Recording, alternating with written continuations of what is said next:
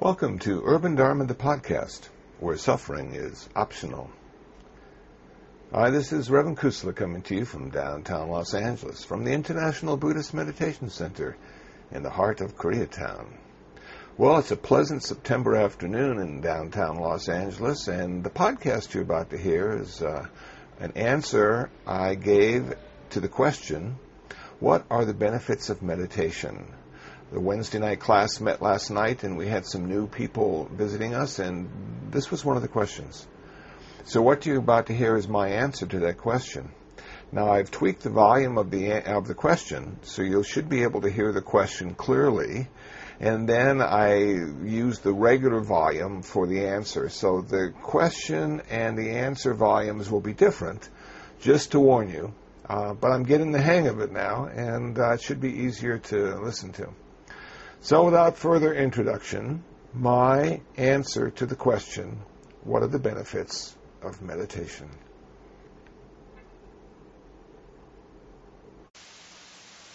That's good. Can I ask you a question about meditation, even though you really addressed it earlier? Please.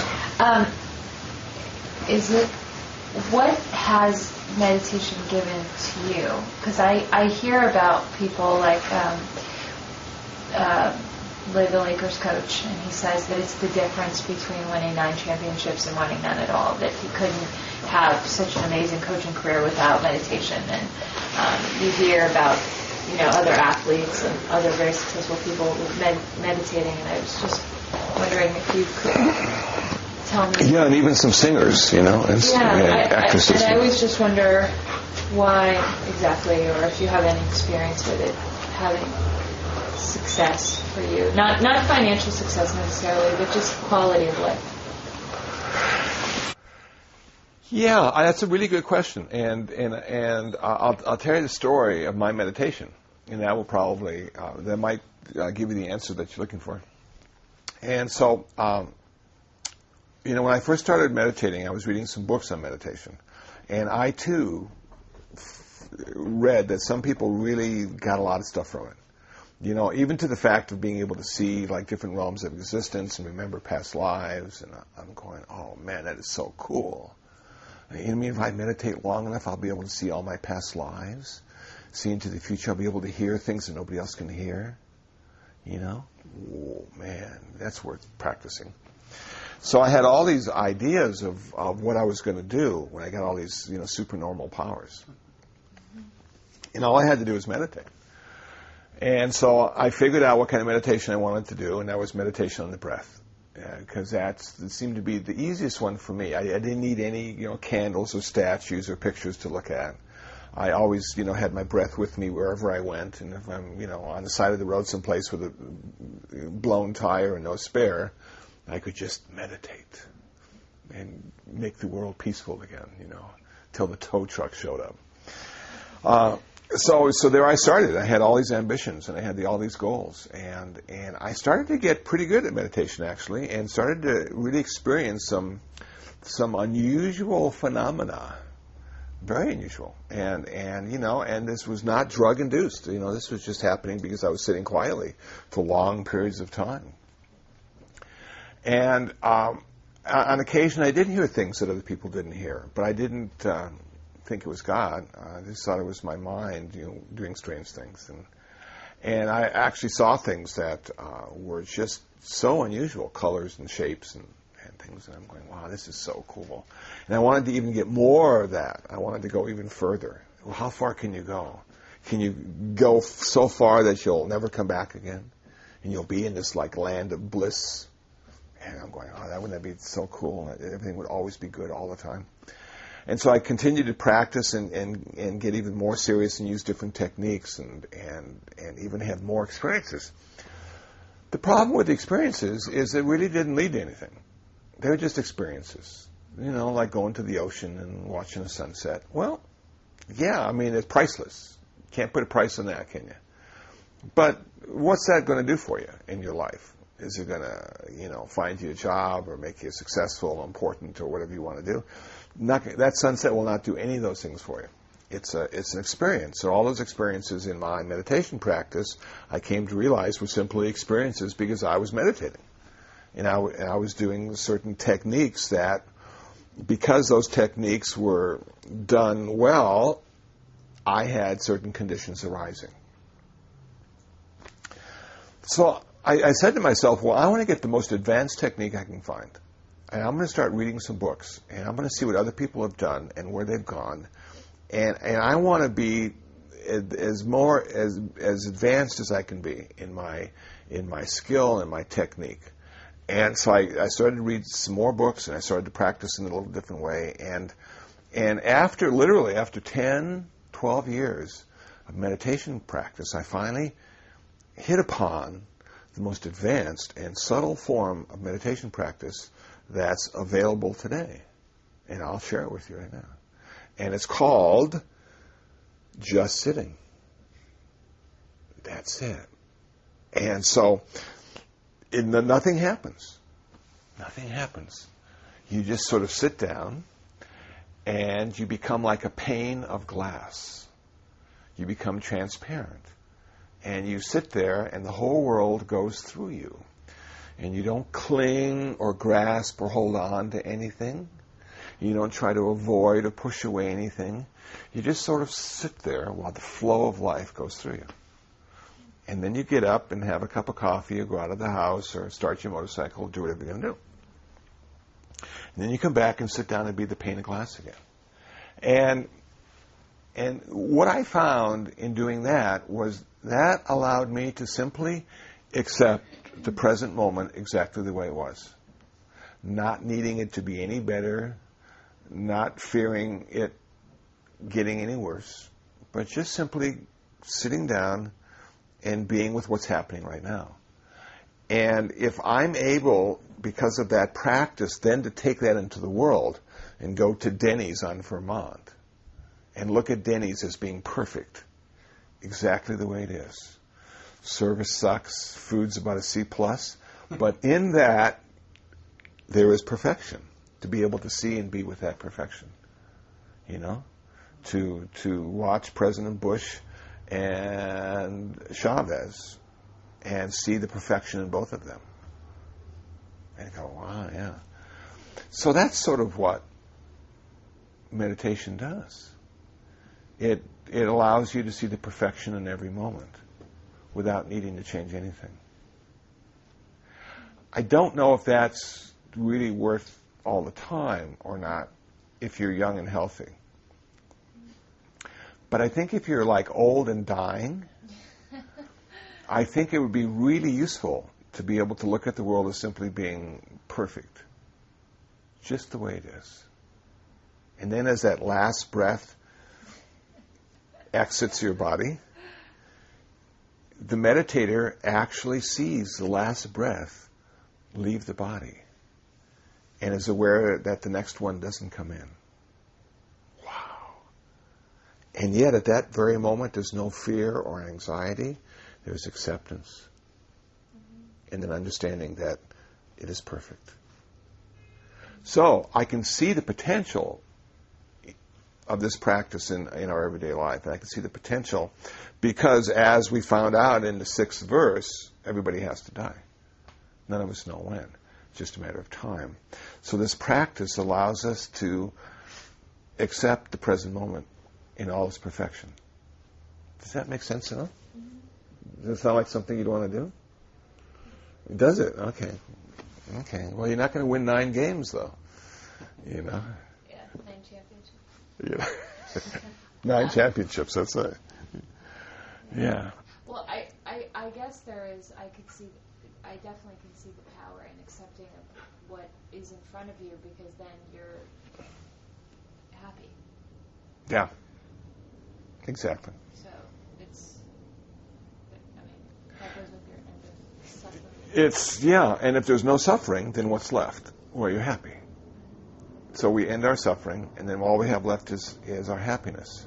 So even though we really focus a lot on life sucks, and we all suffer, and then you die, the message in that is that, you're happy, and then you die. Now, that may not be such a big payoff, but but I think I think for a lot of people, I know I've only helped a few people die, and they were Buddhist. And when I helped them die, Buddhism was such a wonderful vehicle for them because it allowed them to get to the place they needed to be in order to die well, you know, and not scream and curse and say, why me, and I'll never play another golf game the rest of my life, and how can I, you know, and I love my family, and I like my cars, and I got to leave all those behind. Well, every day that you meditate for 15 or 20 minutes, you're practicing leaving all that stuff behind. But only for 15 or 20 minutes. So you're not going to be playing your guitar, you're not going to be driving your car or motorcycle, and you're not going to be petting the cats, and you're just going to be sitting there. So you're in these little incremental bits and pieces. You're sort of like practicing letting go of everything forever, which is what sort of death is. Because I don't think the body's going to mind a whole lot, you know? I think the mind will mind a whole lot. But the body doesn't really know it's even alive, does it? You know? It just sort of does what it does. You know, our bodies are really dumb. But this mind, so the biggest part of dying, I think, is when our mind dies, conscious death. You know? And you know, and there's that struggle of trying to, you know, make amends. And, well, if I can only have one more day, I'll be a really good person. Just give me one more day. You know? And for a Buddhist, it wouldn't work because we have no one to petition to give us one more day. We have karma. We have this sort of cause and consequence, this sort of natural law. And when conditions are correct, we die. And when conditions are correct, we live. The Buddha said to his monks, there are 4 requisites that you need in order to stay alive. You need clothing, and you need food, and you need shelter, and you need medicine. So those are the 4 requisites of a monk. They need those 4 things to be a monk and to be a live monk. If we lose any of those things for too long, we die. So how long, if we stop drinking water, I think we're good for 7 or 8 days, and then we die. And if we stop eating, we're good for like maybe 30 or 40 days. In my case, maybe 50 or 60. If we don't have shelter, it's just a matter of time until the sun gets us or the cold gets us. And if we don't have medicine, you know, the Buddha was wise. He said, you know, one of the things about being born is we always get sick. So if we don't have the proper medicine, we'll be dead. And you look at these 3rd and 4th world countries around the world who don't even have like penicillin or aspirin, and they're dying like flies. And you just go, all they need is what we take for granted, where we can go to any, you know, drugstore and buy. And they don't have access to it, so they have to die. So you can see we're living in sort of a precarious way being a human being. You know, one of my favorite movies is The Wizard of Oz. But it was really scary because they had the lions and tigers and bears, and what did they want to do? They all wanted to kill you. And then when I go out to the park, even if I go to Griffith Park, I know there's, you know, poison ivy around every corner, just lurking, waiting to attack me. And then there's these poisonous spiders and these snakes hanging from the trees, just waiting to get me. And I cautiously go and go around, and I look at Mother Nature, and I look at Mother Nature as just wanting to kill me. And it's my job to stay alive, you know. And I have no, you know, skills in the wilderness. I mean, I'd be dead in a week if I just was left out there. So I appreciate the fact that this life is very difficult. And in the urban environment, too, if you're like a nature person and you come and live here in downtown Los Angeles, you probably, you know, you see the graffiti and the drugs and the way people drive and, you know, the bad food. And you just go, how can people live there? Why aren't they all dead?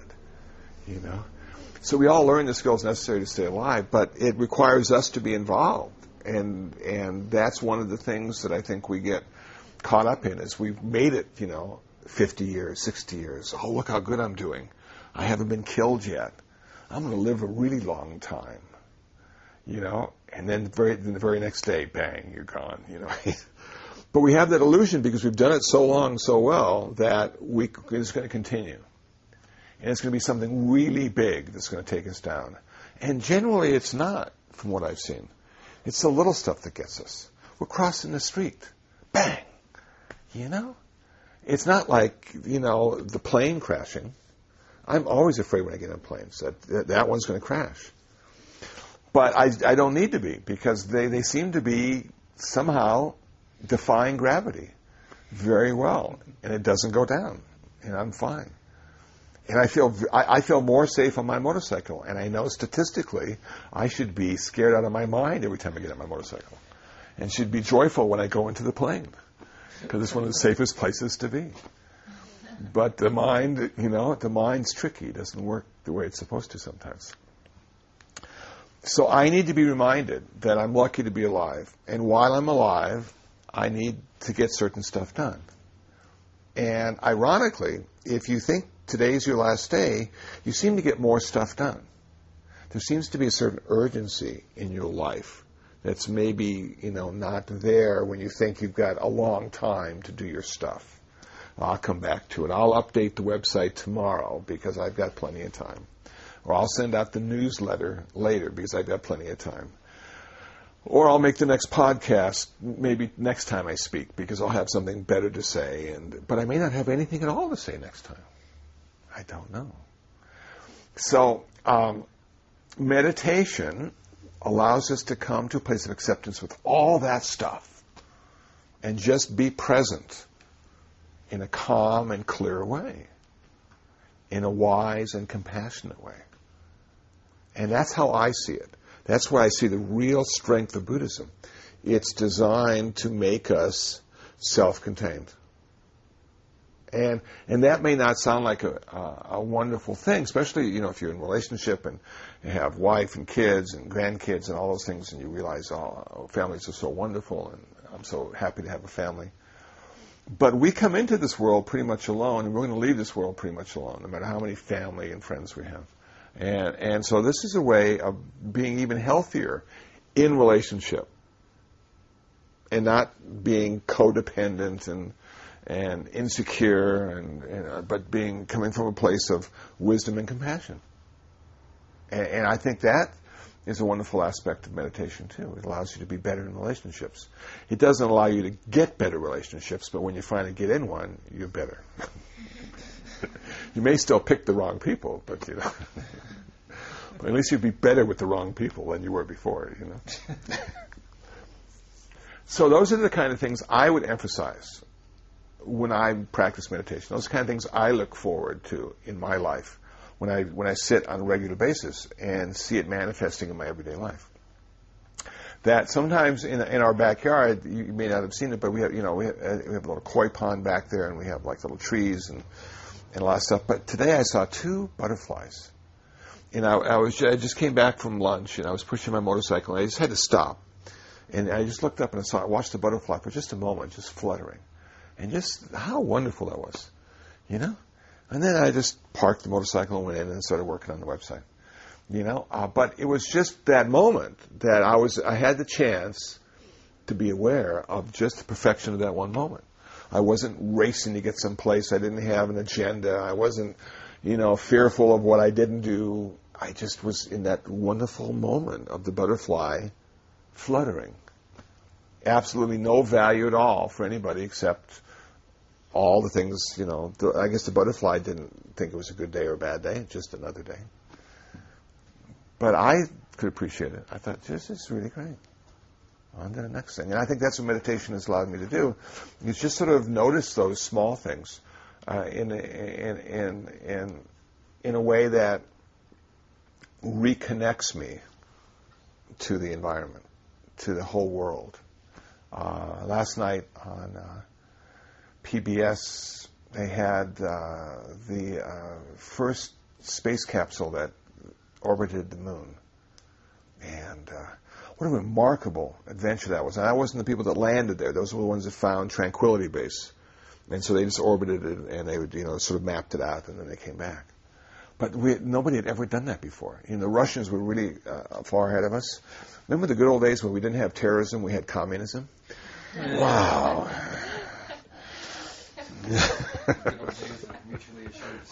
Yeah.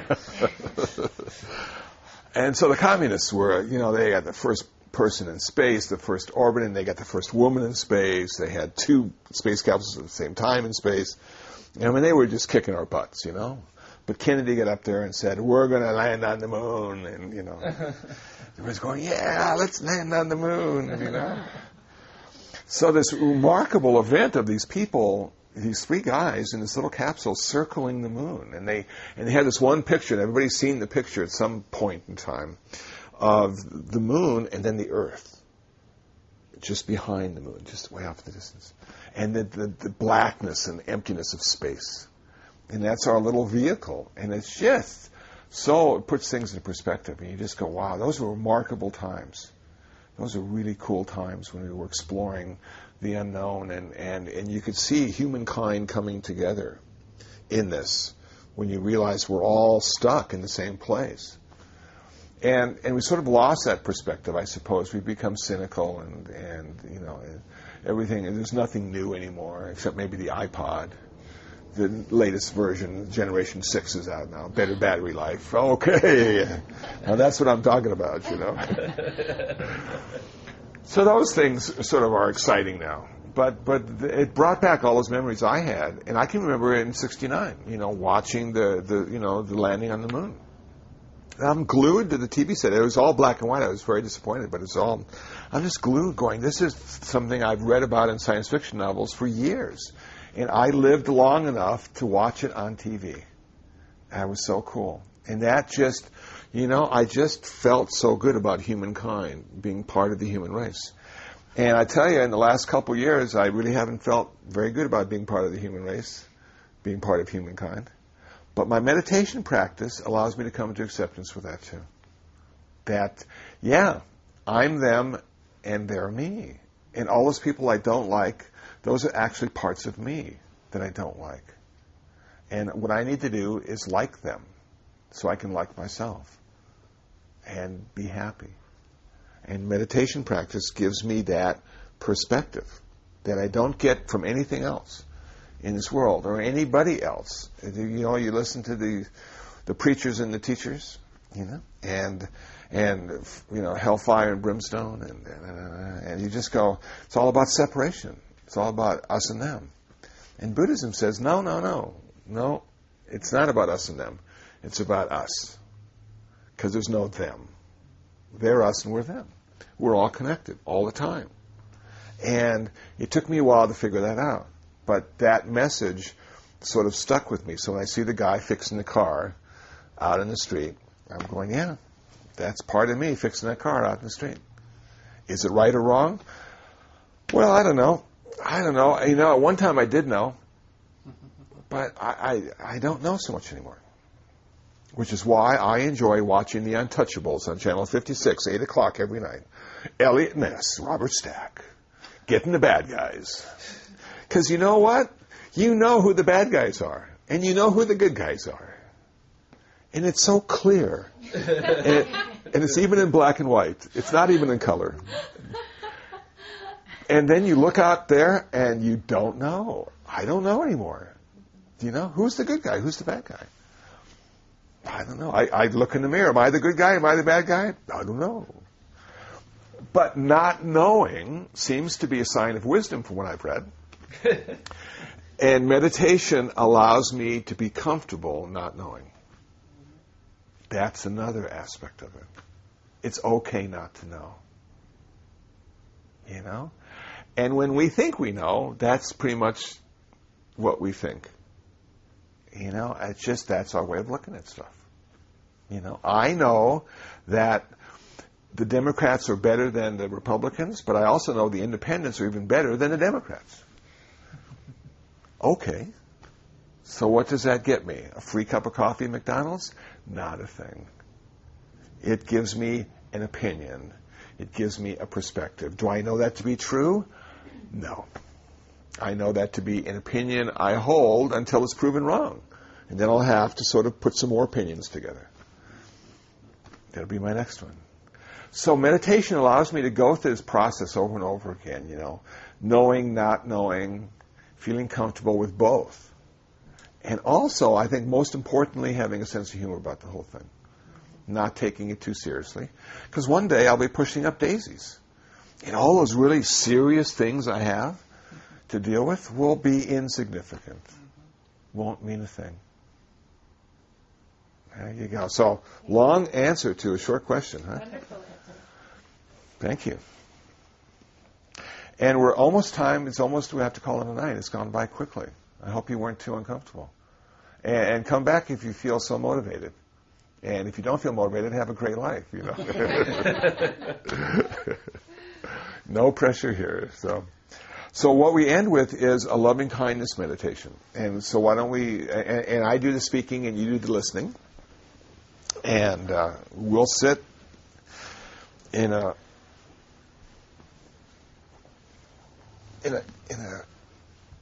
meditative way. Well, or you don't have to. You can just put your legs out there. It doesn't matter. This is called metta. Metta means loving kindness.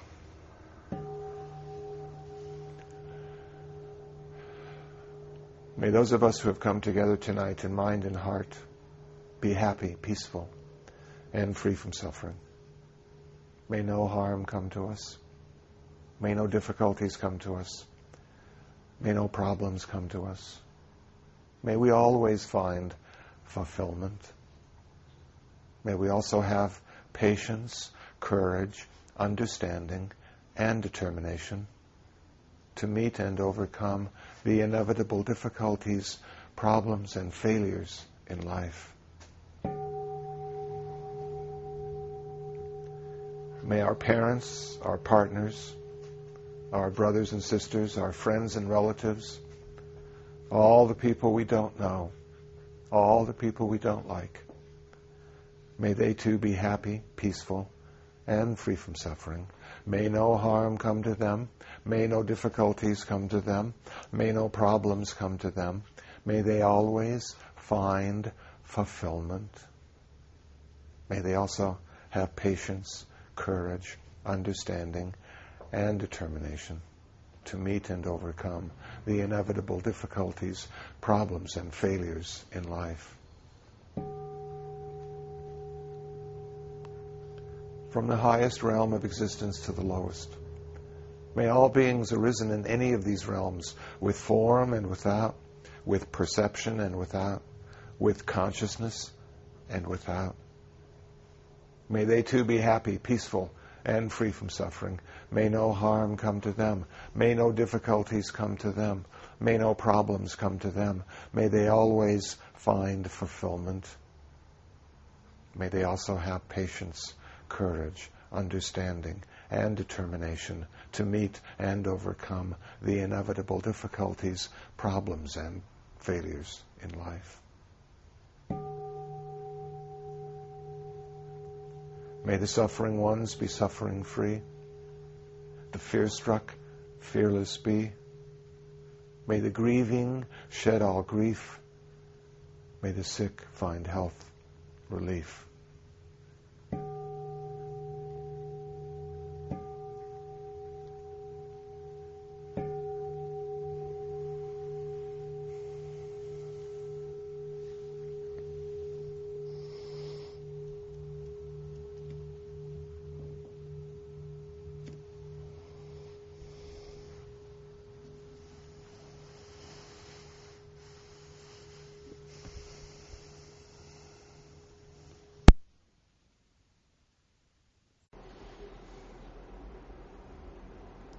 Well, that's it. That was my answer to the question, what are the benefits of meditation?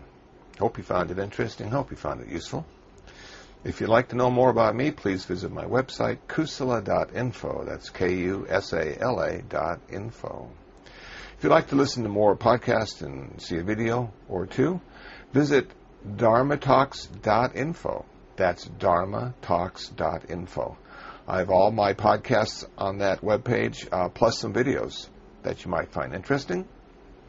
If you'd like to email me, my address is kusala@urbandharma.org. That's kusala@urbandharma.org. And I'll get back to you just as soon as I can. Well, until the next podcast, until the next time, be happy, be peaceful, and most of all, be free from suffering.